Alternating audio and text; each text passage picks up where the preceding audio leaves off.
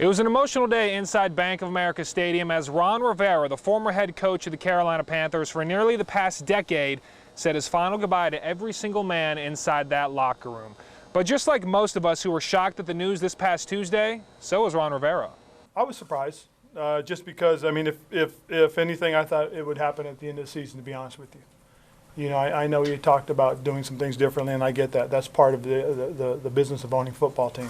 But Rivera certainly leaves behind a legacy as the winningest coach in Panther history, 3 NFC South titles, not to mention a Super Bowl appearance. At the end of the day, though, Rivera left the organization having hopefully left a strong impression on the men inside that locker room. When I told them, you know, when I walked out that I loved them, it's because I love them for who they are to me.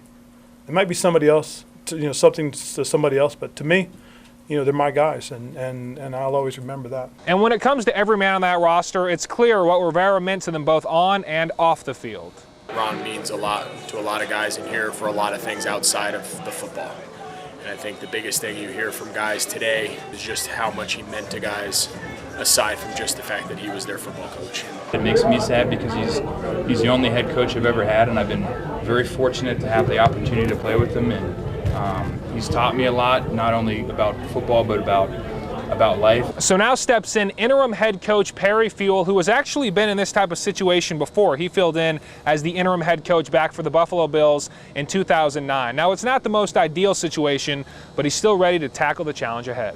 We're going to go out and prove that we can win a football game this Sunday. You don't want to get the opportunity this way, but I am granted that opportunity, and I've got to make the most of that. And how fitting Rivera ended his press conference with his most known phrase after a Panther loss: missed opportunities and one final thank you. But Ron Rivera can leave this building with a sense of pride, knowing the countless lives he touched along the way. But for now, reporting in Charlotte, Luke Liddon, WFMY News 2 Sports.